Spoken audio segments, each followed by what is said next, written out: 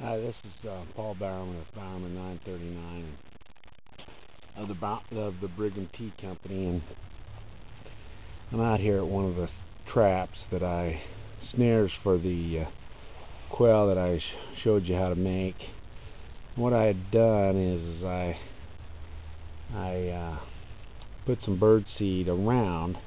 This is a area that I see quail in a lot, and I simply just put some bird seed around, and then I put it right in the snare itself. And the great thing about this snare is that it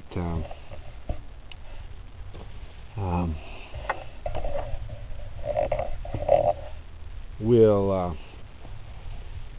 if you don't catch them right away and go in and use them to eat. Now I gotta warn you, in Nevada it's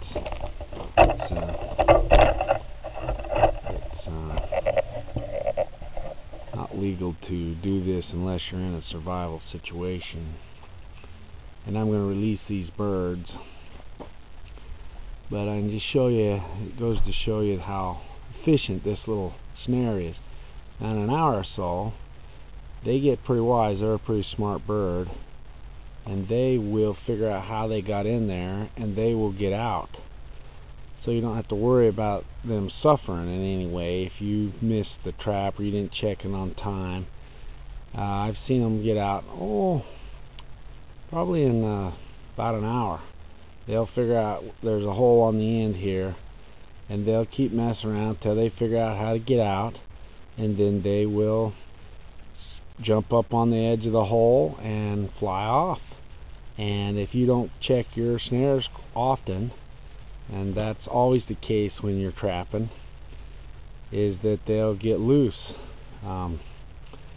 Anyhow, this is Bowerman 939 of the Brigham Tea Company.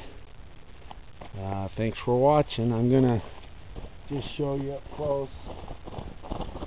It scares them. Be real gentle with them.